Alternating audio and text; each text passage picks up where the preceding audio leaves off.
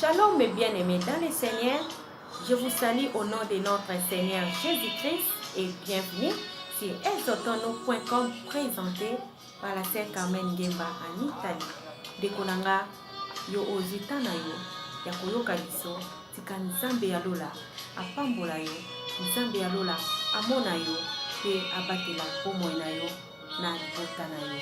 Et bien aimé, j'ai la joie aujourd'hui de partager avec nous tous sur une exhortation de la part du Seigneur. Et le lot qui kolobela sur la paix de Dieu, bien aimé. La paix de Dieu. Et sans plus tarder, Tokei Kotanga dans le livre des Jean, Jean chapitre 14, verset 27. Nous lisons au nom de notre Seigneur Jésus-Christ. La Bible nous dit, bien aimé, je vous laisse la paix, je vous donne ma paix. Je ne vous la donne pas comme le monde la donne. Que votre cœur ne se trouble point et ne s'alarme point. Amen, bien aimé, c'est la parole de Dieu. La paix de Dieu. La paix de Dieu. Et na sali na ba recherche na monoko ya hébreu, Bible bi na biso na monoko ya hébreu, la paix est l'inkoloba shalom. Comme je venais de dire, shalom mes bien-aimés. Nikoloba shalom. O ezali une salutation bien-aimé. Une salutation. Et en arabe aussi, la paix est l'inkoloba salam. O l'inkoloba toujours la paix. Salam. Une salutation. Voilà pourquoi bandeko na biso ya musulman balobaka salam alaikum.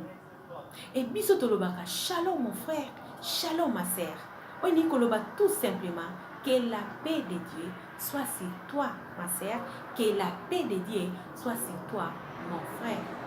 Et tango ange de l'Éternel, azalaki ko apparaître pas inabato, azalaki toujours koloba que la paix soit avec vous.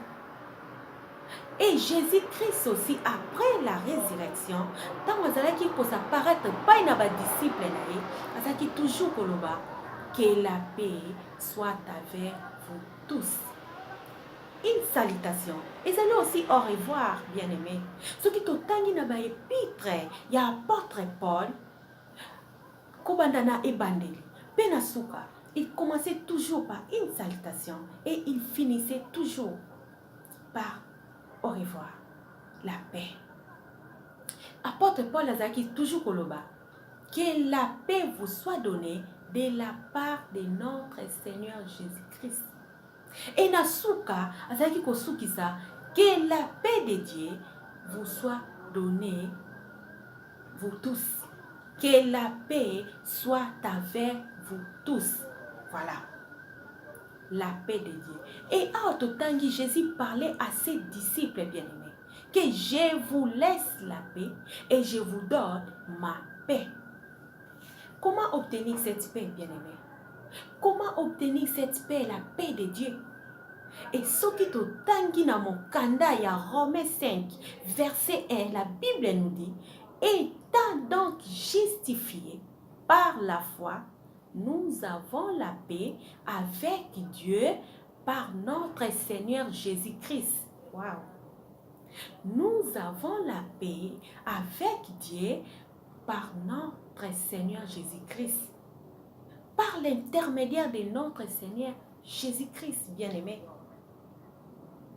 Et ce qui t'occueille encore dans 2 Thessaloniciens, la Bible nous dit que le Seigneur de la paix vous donne lui-même la paix en tout temps. Voilà. La paix en tout temps. La paix durable. La paix durable. La paix en tout temps. Et Jésus a lobby, je ne vous la donne pas comme le monde la donne. Waouh. Le monde aussi a sa paix. Le monde aussi donne sa paix, bien-aimé. À part Dieu, tout ça le monde donne aussi sa paix. Et si ka o motazo ko s'appuyer na santé na ye. Et si ka o motazali ko s'appuyer na ba bien na ye, na ba voiture na ye, na nyonso na ye. Or Jésus alingeli biso kaka tozala en paix dans nos familles, dans nos relations, dans le domaine de la vie. Oh, monde ezali na paix na yaye. Oh, yazali kopesa. Oh, ezali une paix éphémère, bien-aimé. Une paix qui ne dure pas. Mais nous avons la paix avec Dieu par l'intermédiaire de notre Seigneur Jésus-Christ. Nanzila kaka ya Yesu Masiya, bien-aimé dans le Seigneur. Yo ozo landa biso na exotonu.com, bien-aimé. Tozana kimia kaka nanzila ya Yesu Masiya. Nanzila ya moto mosusu te. À part Jésus-Christ, le monde donne sa paix. Tokomona ebele bakoluka bambongo na banzela mosusu, na banzela ya molili. Voilà pourquoi ewumelaka te. Ba courte joie. Ba paix o ewumelaka te. Na banzela mosusu. Or, en Jésus-Christ, la paix en tout temps. La paix en tout temps, bien-aimé. La paix durable, la paix éternelle. Alobi, na kope sabino angolo kola mokile kope sabino te. Que votre cœur ne se trouble point. Waouh! Jésus savait qu'il y aura des moments difficiles dans nos vies. Et qu'on a un moment oyo et qu'on a la difficile na pomo inabiso. Voilà pourquoi assurer biso. Jésus a dit quoi assurer biso. Azo pesa biso une paix avec assurance. Avec assurance, bien-aimé. Que votre cœur ne se trouble point et ne s'alarme point. Nini ezali kotumisa bomo na yo. Ba tempête nini ezali koleka na vie na yo. Oh, Yesu Masiya kokoka kokanga yango te. Mo pepe nini o ezali koleka na bomo na yo, bien-aimé. Soko komi na moment oyo na luka kimia na libota nanga. Pour libota nanga zangi kimia na kende ko luka na nzela mosusu, bien-aimé dans le Seigneur. Yeba ke kimia wana eza éphémère et dirakate. Jésus-Christ a yeba ke alobi que votre cœur ne se trouble point et ne s'alarme point. Bien-aimé dans le Seigneur, crois au Seigneur Jésus-Christ. Yo opondimela Yesu Masiya, koba na ko croire na liloba na ye. Une paix durable, bien-aimé. Na Philippiens lobby, ne vous inquiétez de rien, mais en toute chose, faites connaître vos besoins à Dieu par des prières, bien-aimé, et par des supplications et avec des actions de grâce. Ne vous inquiétez de rien. Nini ezali ko ba inquiétude nini ezali ko leka na bomo na yo. Nini ezali ko tungisa yo, bien-aimé, na éviter na moment oyo. Peut-être ngai peut aussi na moment oyo. Vani nezali ko beta mabota na biso. Vani nezali ko beta na ba misala partout. Par où il y a l'ingeli biso bolamo, bien-aimé. Alors que votre cœur ne se trouble point. D'ailleurs, amemela ki biso tous nos fardeaux sur la croix. Amema ki yango sur la croix. Tous nos poids, tous nos fardeaux. Voilà pourquoi le but que votre cœur ne se trouble pas. Ni nezali kotumisa bomo na yo. Peut-être relation moko bien-aimé. Bazali ko cracher sur yo na kombo na yo. Bazali ko loba mabe na yo. O ezozangisa yo kimia, bien-aimé. O ezozangisa yo kimia même na libala na yo. Ozozanga kimia dekonanga. Na mosala. Oh, ya lingi tozala en paix dans tous les domaines de notre vie.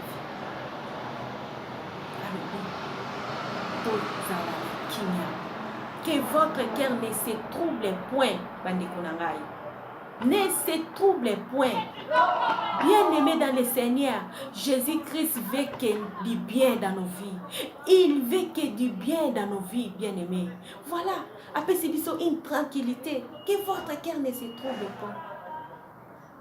La Bible nous dit, dans Ésaïe 26, 3, à celui qui est ferme dans ses sentiments, tu assures la paix.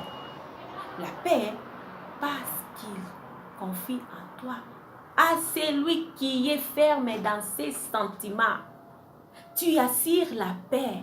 La paix parce qu'il se confie en toi. Bien-aimé, confie-toi à Dieu. Confie-toi à Dieu. To confier quelque part in Nzambe.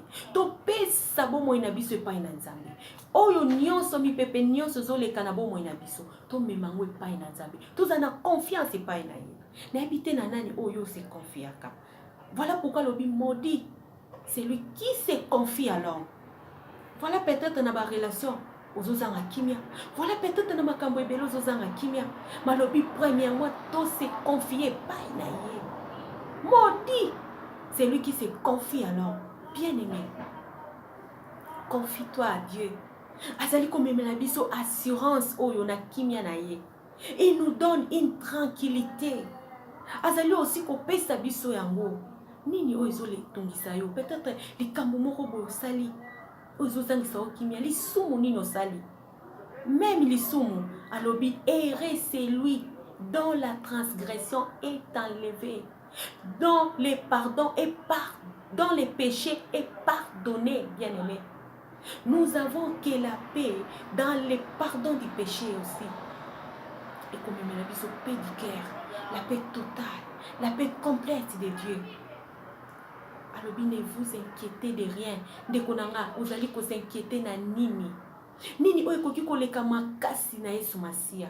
Nini oye koki kolonga liboso ya Yesu Masia. Likambo moko te, bien-aimé. Oye zali ko trouble bo moina yo, zali ko zangisa yo pongi, zali ko zangisa yo kimia.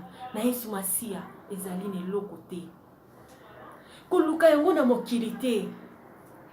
Alobi ya kopesa biso yango lokola mokili kopesa biso te. Ya kopesa biso kimia na ye. Voilà, il nous tranquillise, bien-aimé. Alobi par des prières, en toutes choses. Tokende liboso na ye, par des prières. Ne vous inquiétez de rien, mais en toutes choses. Bien-aimé. Tokende liboso na ba prière, bien-aimé. Tolele pai na ye, na ba supplication. Et avec des actions de grâce. Et la paix de Dieu qui surpasse toute intelligence. Waouh! La paix de Dieu qui surpasse toute intelligence gardera vos cœurs et vos pensées en Jésus-Christ. Alléluia! La paix de Dieu, la paix qui va au-delà de notre compréhension, bien-aimé. Voilà pourquoi ils ont un problème ils ont les canabos mais vous avez kimia parce que nous avons la paix en Jésus-Christ, la paix où ils allaient au-delà de notre compréhension. Oh mon Dieu, comprenez kate. Oh ils allaient au-delà de notre intelligence, bien-aimé. Cette paix-là que Jésus fait pour nous, que ton cœur ne s'alarme point, que votre cœur ne se trouble point, bien-aimé dans le Seigneur. Garde ton cœur plus que toute autre chose. Pesa yango makambo yango epai na Yesu. Nani azozangisa yo kimia? Nani azolukela yo mabe? Yesu Masia alukeli biso bolamu. Il veut que du bien dans nos vies, bien-aimés. Alors je souhaite que tu prospères. Voilà aussi, il y a une prospérité complète. Il y a une paix. Azopesa biso kimia o, bien-aimé, o mokile kopesa te. Oyo moto moko te na sena moi oyo akopesa yo. Na ebite problème nini oyo ezolekela yo na moment oyo, na tango oyo. Peut-être yo zali pe malamu, bien-aimé, mais quoi seulement kende encore plus loin na Seigneur Jésus-Christ. Mais oyo akutani na makambo na moment oyo ozoyoka biso to tango yango ekoyaka, confie-toi seulement à Dieu. Confie à l'Éternel, bien-aimé. Mikaba na Yesu Masia. Eza ne loko mon côté zaka likolo na ye. Po ya longa. Ya longa nyonso. Amema ba fardeau na biso sur la croix. Amema ba kilo na biso sur la croix. Peut-être oyo zo passer na ona moment oyo. Et longa na ngwe sezwama. Yo poussana kaka liboso na ye par des prières, bien-aimé. Par des prières, par des supplications, bien-aimés, et avec des actions de grâce. Ça la paix bolamu. Ce que moni makambo zo tungisa bo moina yo bien-aimé, et que au prier, et zo kokate, kende par des supplications, et zo kokate ozo zanga kaka kimia avec des actions de grâce. Peut-être na famille na yo, action de grâce eza kaka opesa yango soki nani motote. Peut-être na famille nous na bana oyo nan bazongi classe T. Bazozanga aussi. Bakaye, il faut ça aussi action de grâce. pour nous kimia. Mais yazali ko assurer biso kaka que je vous laisse la paix, je vous donne ma paix. Yahé, bien-aimé, il est Jéhovah Shalom, le Dieu de paix, le Dieu de paix, bien-aimé. Ba oyo bazali na kimia na nzambe, bazali aussi na molimo na nzambe. C'est l'un des fruits du Saint-Esprit, bien-aimé, ndekonanga. Kende na makolo na Yesu Masia. Il veut que le bien dans nos vies. Il veut que nous soyons en bonne santé, que nous soyons en paix dans tous les domaines de notre vie. Dans tous les domaines de la vie, c'est Dieu veut que du bien dans nos vies. Il est bon, notre Dieu. Il est bon. Voilà pourquoi akobimisa on a une situation difficile. Akolongisa yona oyo zo passé na yango. Bien aimé, notre Dieu azaka toujours derrière sa parole pour l'accomplir. Il n'est pas un fils de l'homme pour mentir. Bien aimé. Azali mwana na motote po akosa. Ye akomemela biso kimia oyo ya solo. La paix qui vient de Dieu. La paix de Dieu, bien-aimé, oh yé moko Yesu Masia, assuré biso yango. Désirons-nous avoir la paix de Dieu dans nos vies? Laissons-les nos fardeaux, bien-aimés. Tout se confier pas inaye. Ba fardeau na biso yesa memaki yango na ekulusu. Nyonso sa memaki yango. Ayaki na sena mokili oyo. La Bible nous dit na Ephésiens 2:17, il est venu annoncer la paix à vous qui étiez loin et la paix à ceux qui étaient près. Voilà Yesu Masia yaki pona ngai na yo. Bien aimé tozana nzela mosusu te. Kaka nzela na Yesu Masia. Nde yako memela biso kimia ya solo. Kimia o moto ya mokila kopesa te, bien aimé. A confirmer en vous-même. Je ne vous la donne pas comme le monde la donne. Bien aimé, on se confie que pas là. Le loyo kibiso. Exotono.com. Se confie pas dans Nzambe ya le Dieu de Dieu. Jéhovah Shalom. Le Dieu de paix. Ya pesaka kimia na ba situation nyonso. Bien aimé na ba tempête nyonso. Là où il y a aucun espoir, il y a comme memela yo kimia, une tranquillité, bien aimé. Crois na maloba oyo. Croire na maloba oyo, bien aimé, et tu verras la main de Dieu, parce que lui veut qu'il y ait du bien dans nos vies. Mon côté, bien aimé, atali sou wangwe leki alobi yaka pusana, alobi errer. Errer, c'est lui dont la transgression est enlevée. Poussana na ba prière, bien aimé. Luka nzambe na bosolo. Tokomi na tant ma bé, bien aimé. Tant où est commis ma bé. Et na tolobi la qui sur les pardons la fois passée. Que l'obito est bien monté, bien aimé dans le Seigneur. Oh, ils ont les cana moment oyo. Ba situation nyo suzo les cana pina yo. Pour luka na banzela mon susute. Luka yango et pas na Yesu Masia. Dans la prière, bien aimé. Nous dialoguons toujours dans la prière. Dialoguer et il n'y a aucun chemin, bien aimé.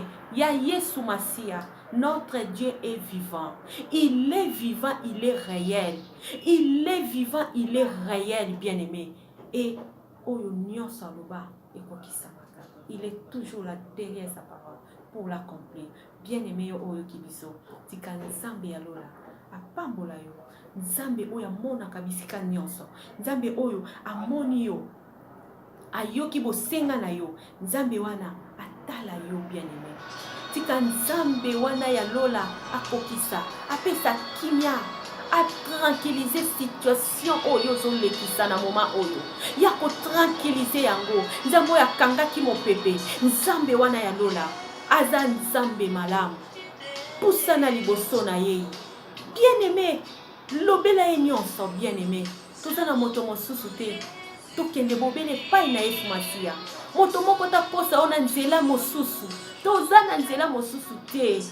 Nous avons la paix avec Dieu par l'intermédiaire de notre Seigneur Jésus-Christ, bien aimé. Topusa na bobele pai na ye. Yo oyo kibiso olandi biso na exotono.com tika nzambe ya lola apambola yo, nzambe alola amona yo, nzambe alola apambola yo na kombo na Yesu Masiya. Nzambe wana apambola yo na kombo na Yesu. Tolobi si Dieu le veut, tomonani mbala ya nsima. Soki nzambe alingi tokutani mbala ya nsima. Que la paix de Dieu soit avec nous tous. Bien aimés. Au revoir. Bye. Amen.